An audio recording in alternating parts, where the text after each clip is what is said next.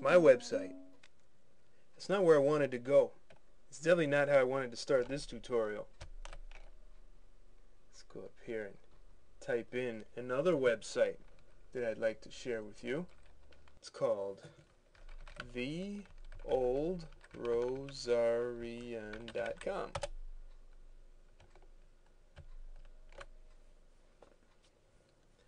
This fantastic website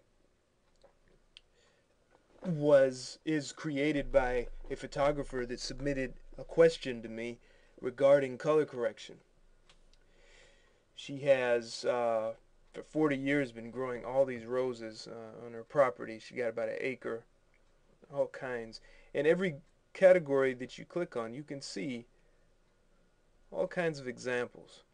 Notice that in each one of the examples, let's just say on this page, the rugosas, we have some with very poor contrast and we have some with very strong contrast. We have some with sunlight up here, we have some with kind of in the subdued light here. And there's also some color issues.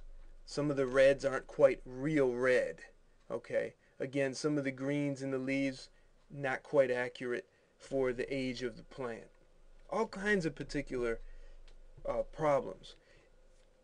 Before I answered her question, I did tell her when photographing these flowers to try to, as I click around, I'll show you, to try to get a photograph of the plant, of the flower, of the rose with flash and a photograph without flash.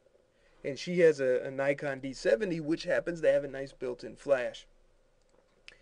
Also, you want to shoot with a tripod, without a tripod. Then you want to shoot close up, then you want to shoot from far away. Why is that? Well, as we can see in some of these examples, we lack a reference point for color. When you're color correcting, it's always good to have a reference point.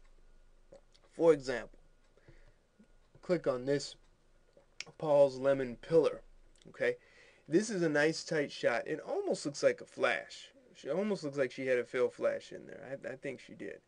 But look in the background here. We see trees. Okay, well, let's just say if she pulled back a little further, maybe there would be a silver or a chrome or a white watering can, or maybe the white of a house somewhere in here in the background, or maybe a black compost bin. Something that has a solid reference point, a solid black, a rich black, and a pure white or a solid white, and then a nice in-between gray, like even a piece of concrete or a stone. Just something that could help us determine how far we can go with a particular correction.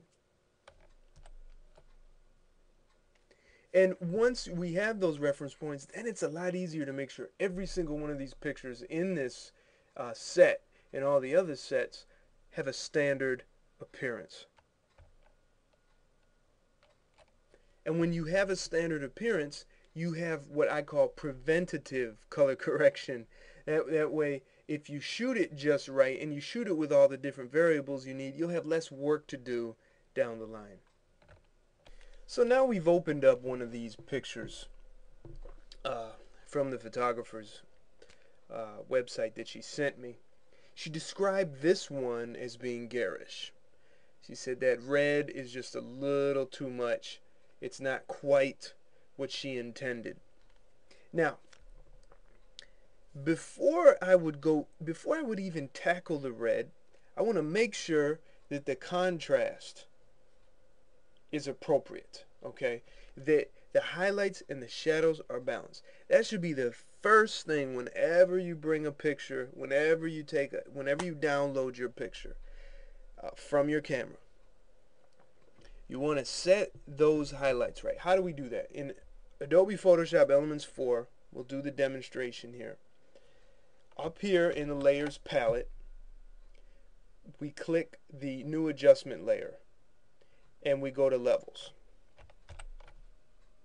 There's a dialog box Let's see if I can move it right here. In this dialog box, we go to each channel one at a time, and we make sure these sliders are right to the edge. It doesn't always work what I'm showing you, but it's important that you start off this way. And we hit OK. So now we go before, after, before, after. Foliage is a little brighter, contrast is a little stronger. Of course, it hasn't taken care of the red, the garishness of the red. Even the green is a little too saturated looking. No problem. What we need to do is we need to adjust just certain areas, certain colors of the picture. Go back to your layers palette up here. Go to hue and saturation. Now, a lot of times, like this photographer, I deal with questions from beginners. There's a lot of other ways to go about fixing this, and probably some more, I think, more efficient ways. But in this case, especially for beginners using Photoshop Elements, this is appropriate. After you got the levels set, then you go to hue and saturation, as I just shown you. If you're ever curious to learn more about it, it has a little help menu right here, and you just click on it and it will tell you more. Sometimes if you have, if you don't have your help files installed properly, if you don't have a legitimate installation on your computer, you're not really going to get, the help isn't probably going to work. So after clicking on that hue and saturation help line right here, I just got this that came up, and it talks about adjusting saturation and hue. So that's a good way to learn more about each function. Let me close that. Let's get back to the picture. Let's see what would happen if we pull back a little bit of saturation. Okay, just a little bit. I'd say 30, minus 30. Let's do that. Hit OK. Before, after. Before, after. Now, that's an overall saturation adjustment. Let's go back to the layer palette. What's nice about these adjustment layers is you can turn them off, turn them on, and notice when I'm hitting this eyeball, hence turning off the hue and saturation adjustment layer,